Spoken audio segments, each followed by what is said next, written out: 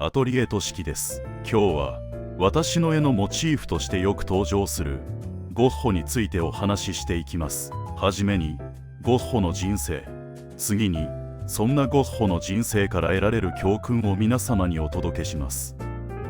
狂気の天才、悲劇の画家、今でこそ世界中で愛されるフィンセント・ファン・ゴッホ。しかしその37年という短い生涯は絶え間ない挫折と誰にも理解されない孤独との戦いでした。1853年、オランダの牧師の家に生まれたゴッホ。実は彼が本格的に絵を描き始めたのはなんと27歳の時。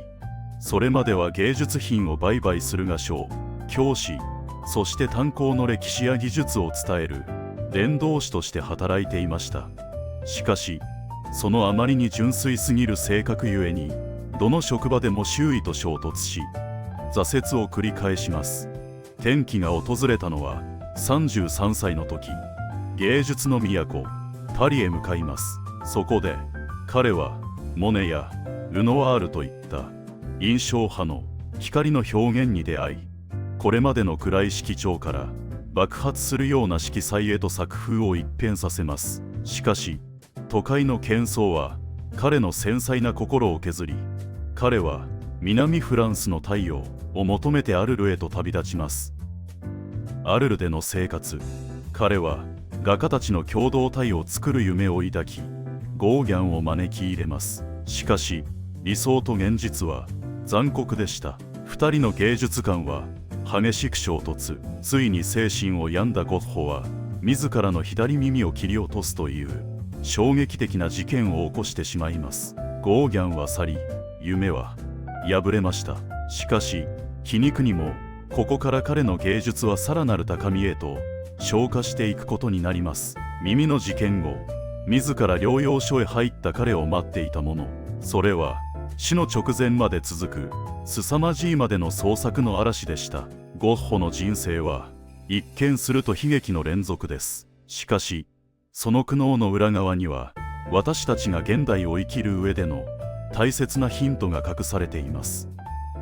一つ目の教訓は、情熱を注ぐのに遅すぎることはないということです。彼が本格的に絵を学び始めたのは27歳、そして37歳で亡くなるまでのわずか10年間で2000点以上の作品を残しました。彼は才能を待つのではなく、圧倒的な試行回数で運命を切り開きました。何かに挑戦するとき、年齢を理由に諦める必要はないことを彼は証明しています。2つ目の教訓は、評価は他人が決めるが価値は自分が決めるということです。生前彼の絵はたった1枚しか売れませんでした。世間からは狂人と蔑まれ、誰にも見向きもされない日々。それでも彼は自分の色彩を信じ描き続けました。成功の定義を売れることに置くのではなく、自分の真実を表現することに置いた。その揺るぎない自分への信頼こそが100年後の人々の心を動かす傑作を生んだのです。